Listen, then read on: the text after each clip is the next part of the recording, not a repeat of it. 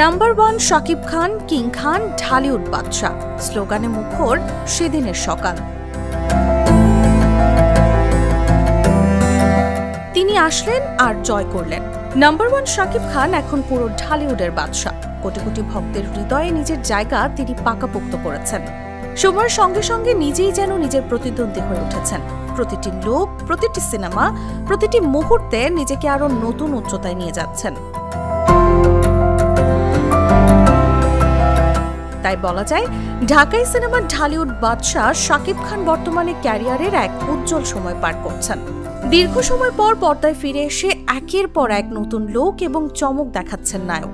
সাম্প্রতিক সময়ে তার অভিনীত সিনেমাগুলো সাড়া পেয়েছে দর্শক ও সমালোচকদের কাছ থেকে সমানভাবে।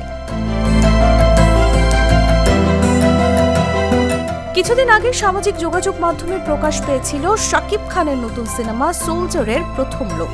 প্রকাশের পরেই সেই লুক নিয়ে ভক্তদের মধ্যে ব্যাপক আলোচনা শুরু হয়।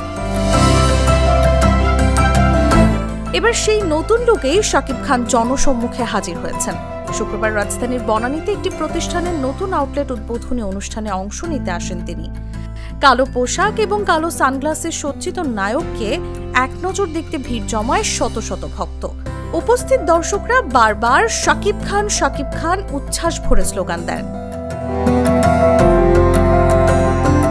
শাকিব ও ভক্তদের ভালোবাসার জবাব দিতে ভিড়ের সামনে এসে হাত নেড়ে শুভেচ্ছা জানান এবং তাদের প্রতি কৃতজ্ঞতা প্রকাশ করেন। এই দৃশ্য দেখে অনেকেই সামাজিক মাধ্যমে শেয়ার করেছেন, ঢালিউডের বাদশা সত্যি হোক বা পর্দায় হোক, ভক্তদের সঙ্গে তার কেমিস্ট্রি অসাধারণ।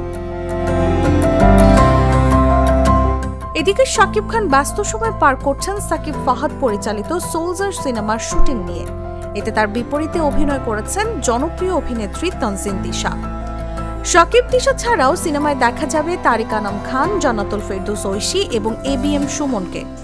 প্রযোজনা সংস্থা সান মিউজিক অ্যান্ড মোশন পিকচার্সের এই সিনেমায় একজন দেশপ্রেমিক হিসেবে শাকিব দুর্নীতি ও সিন্ডিকেটের বিরুদ্ধে লড়বেন। সিনেমাটি আগামী বছর প্রেক্ষাগৃহে মুক্তি পাবে বলে জানানো হয়েছে। ইতিমধ্যে নতুন লুক এবং ভক্তদের উচ্ছ্বাস দেখেই বোঝা যাচ্ছে, সোলজার সিনেমা আসছে ঢালিউডের নতুন এক এক্সাইটমেন্টের সঙ্গে। তসলিমা তিথি, জাগো নিউজ।